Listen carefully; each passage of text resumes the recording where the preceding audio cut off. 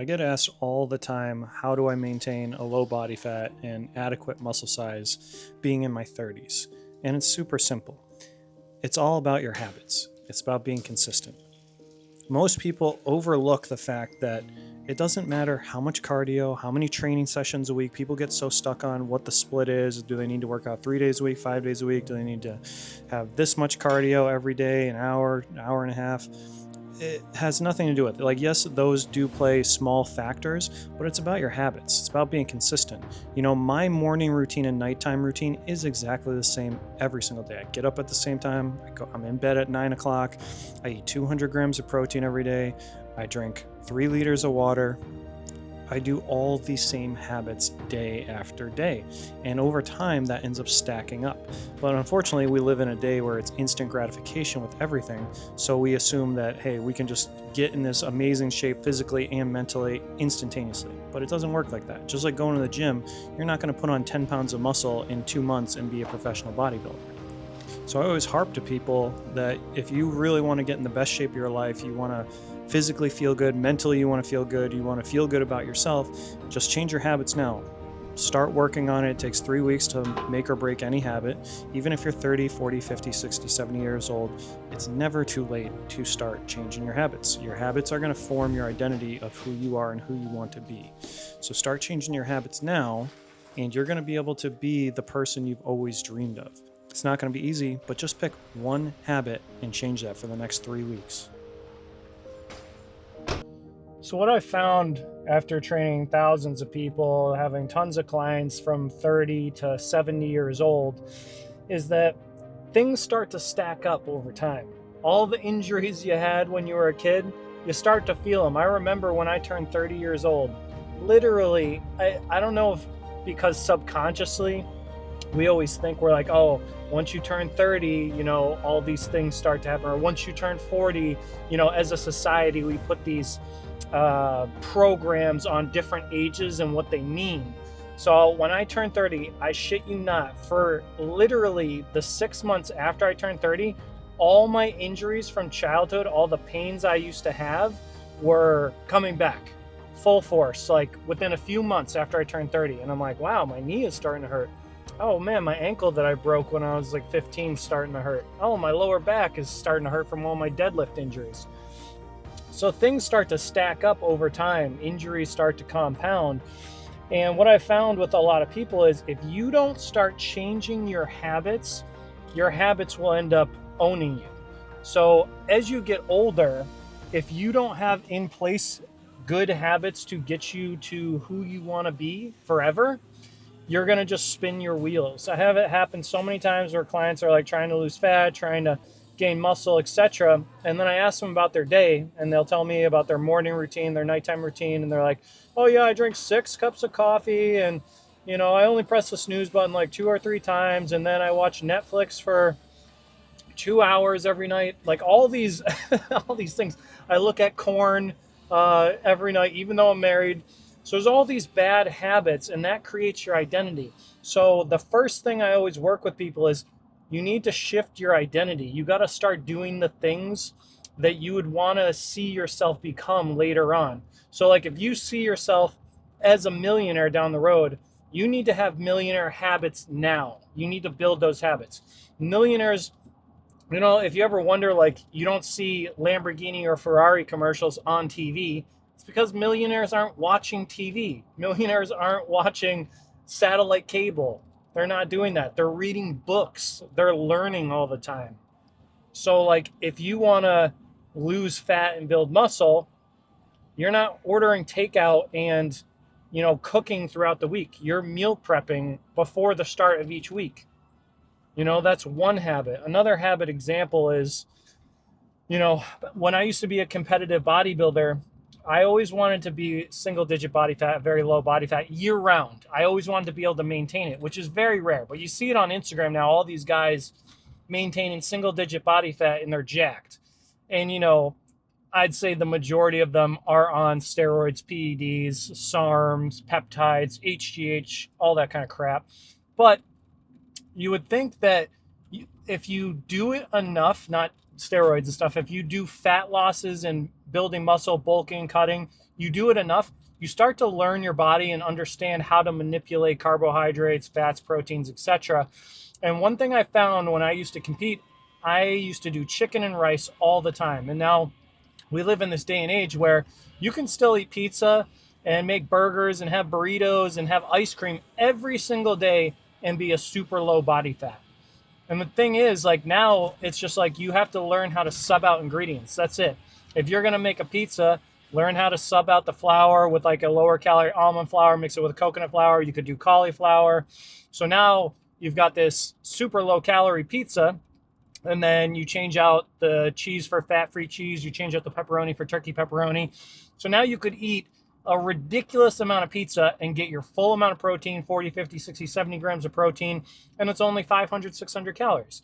So once you learn that mentality with all food moving forward, there is no reason you can't be a low body fat and still be building muscle, regardless if you're 30, 40, 50, 60, 70 years old. And on top of that, you don't even need to do cardio. This was a huge game changer when I learned this. I used to do the chicken and rice every day, hot sauce on everything, no condiments, no ranch, none of that crap. I literally lived that life for so many years, and it was miserable.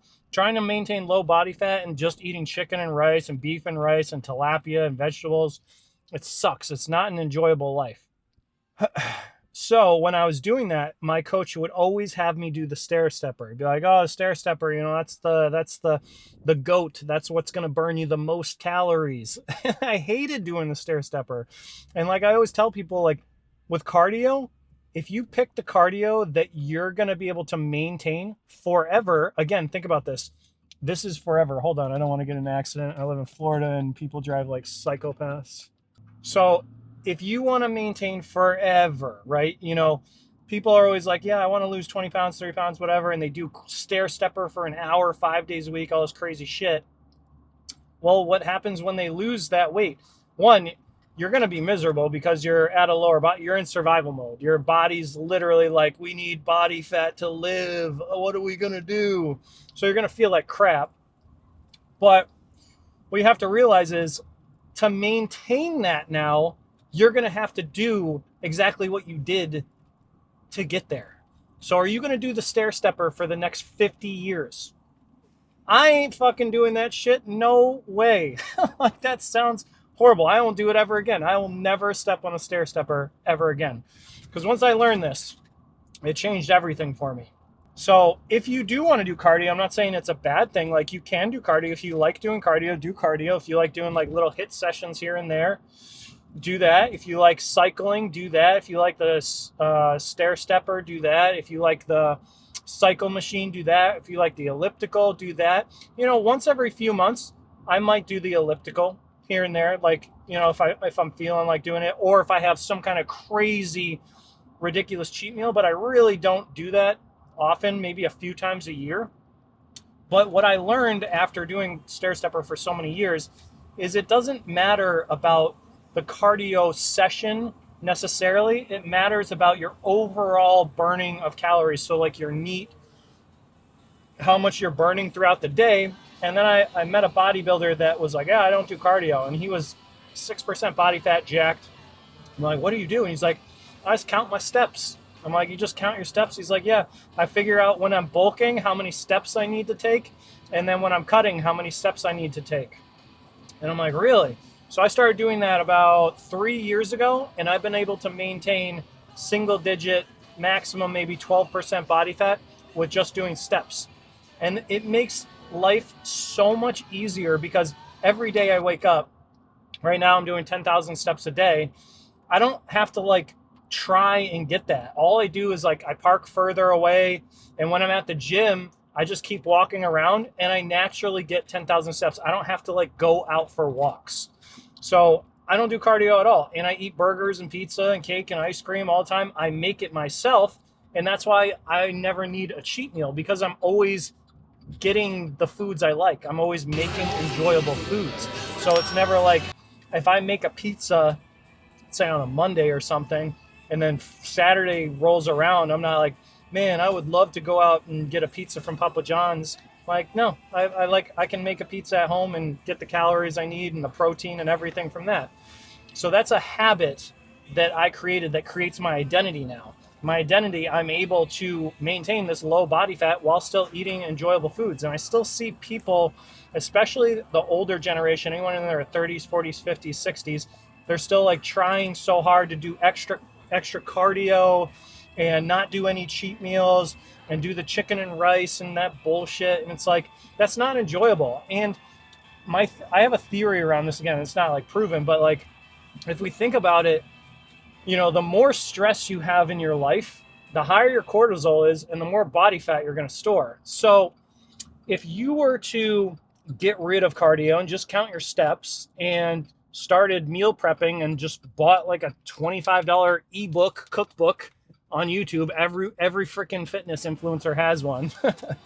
You can literally type in Ninja Creamy recipes for ice creams on YouTube and get 50 free ice cream recipes that are 300 calories and 30 grams of protein. So you can get the recipes and then just spend 3 weeks, takes 21 days to make or break a habit, spend 3 weeks learning how to make delicious food, and then you've just created a habit. And now you do that for the next year, and just count your steps, don't even do cardio, and you're going to get in the best shape of your life. It's simple. As soon as I stopped overcomplicating everything, life got so much easier. Oh, and going back to what I said, if you're doing that, if you're doing your steps and you learn how to cook foods, your stress for the week is way, way lower, right? Your stress is so much lower, so your cortisol is going to be lower, so you're not going to store as much body fat. You're not going to hold on to as much fat. So theoretically, by doing less work, you're going to lose more weight. And that's like a theory that I have with like cortisol specifically, because when you're stressed throughout the week and you're trying to do cardio and you're like, oh, chicken and rice, and then you have a cheat meal and everything, it's like you're stressing your system out. You're not doing the right habits. So in the long run, you're just spinning your wheels. So I can't preach this enough that like you don't have to do cardio. You don't have to like go absolutely crazy with gym sessions, and you don't have to like starve yourself and do fasting days and intermittent fasting. And I have done that. I've done carb cycling. I've done all that stuff, Mediterranean diets, carnivore diets. I've done all of them. And it's like, you just got to find what works for you. You can have all the foods you want and not have to kill yourself at the gym, especially as you get older. Like I said, I'm 37 and I used to deadlift 600 pounds, squat 500 pounds, do all the things bodybuilders, want to do, hit all the weight numbers. And I have so many injuries from that shit. And like, even when I was like, I used to cycle steroids when I did compete and I get super strong. It wasn't healthy. It wasn't maintainable. Like I can't tell you how many times I've hurt my back deadlifting, and I am never going to deadlift ever again. I'll do hyperextension on the padded machine, but like deadlifting, even at a lower weight, like I tried it recently doing a lower weight, doesn't feel good on my back anymore. There's no point, because injuries as you get older take way, way longer to heal. And then that time that it takes to heal, you're not pushing yourself in your gym, so you're losing your gains. So it's smarter to just take a healthier approach as you get older. You can still build muscle and lose body fat without deadlifting and squatting. You don't like, I used to think that. I'm like, oh man, I remember I tore my hamstring and I stopped squatting for a year and a half. And I was like, I'm going to lose all my leg gains. I did the hack squat, the padded machine, and just trained hard with intensity, and my legs didn't diminish at all. So there's no rules to the game of fitness. Do what works best for you, but do it smart. You can, still maintain good leg size, good arm size, good physical health, and have a low body fat all the way up until you're 70, 80 years old, 90 years old. It doesn't matter. So I want to make this video to encourage you, whatever you're doing on your journey, to just think about it a little bit and think about who you want to become and where you want to go. But think about it in a smart way that you don't have to actually stress yourself out. You can do it a lot easier than you think. It is a lot easier than you think. All you got to do is buy a cookbook, make it a habit to start meal prepping, spend 2 to 3 hours on the weekends, and you'll be golden. I encourage you guys to pick one habit to change in the next 3 weeks. Make that one habit your priority, And in 3 weeks, once it's a normal, habitual thing for you every day, add another habit in there. And do that for the next 6 months to a year. You will be a completely different person in the best shape of your life in 1 year. I promise you guys that. Take care.